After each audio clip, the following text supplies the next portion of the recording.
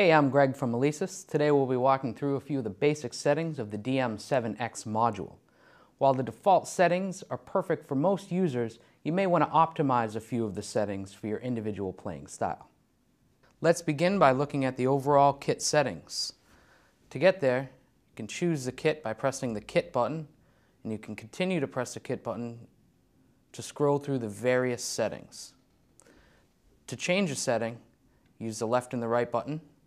To choose kits, change the volume of the kit, adjust the reverb on or off, and change the various EQ settings.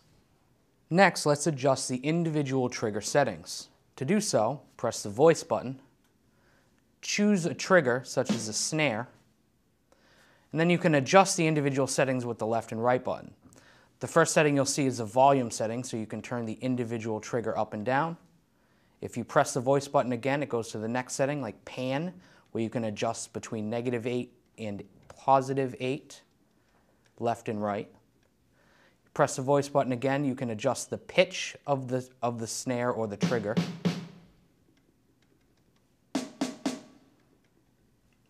And if you press it again, you can also adjust the reverb levels.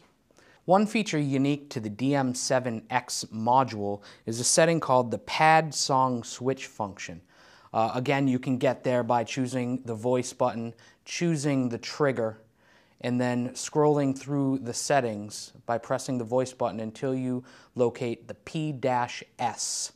You can adjust that to on with the right button. And now, when you strike the snare pad or press the snare button here on the module, it'll begin whatever song you have chosen. You can stop the song by pressing or striking the snare pad as well, and you can choose that for any pad on the module or kit. To adjust the individual pad settings even further, the Dm7X module also includes a utility menu.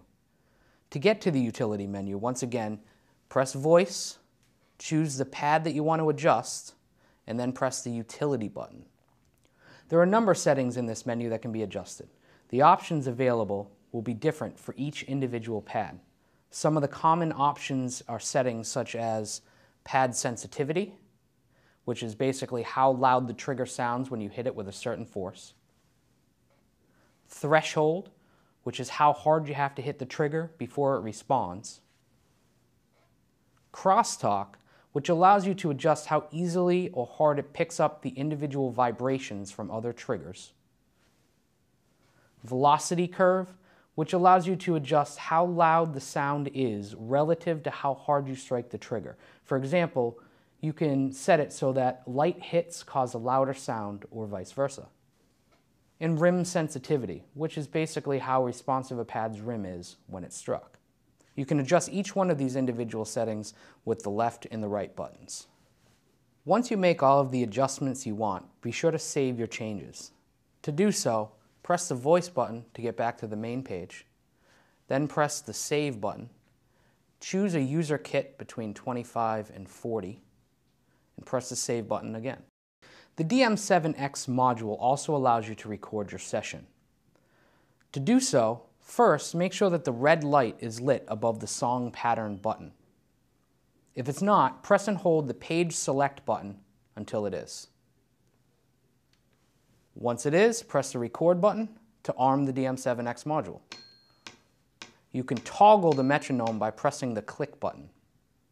When you're ready, press start, stop, or strike a trigger to begin recording.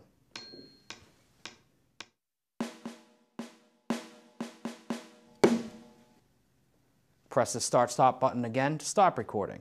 To listen back to your recording, press the play practice button.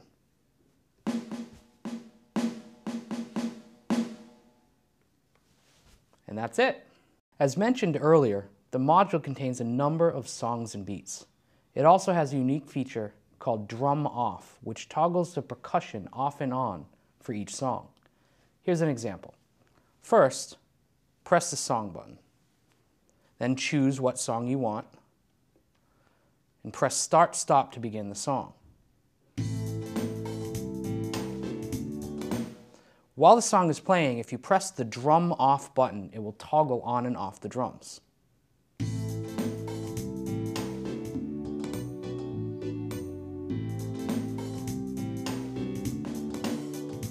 so you can practice playing your own percussion to the song that's playing. The Dm7X module also has the ability to send and receive MIDI information, so it can be triggered by or trigger your favorite computer program or external sound module.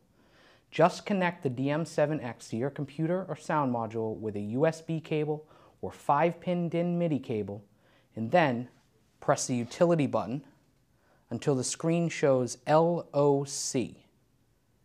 That stands for local.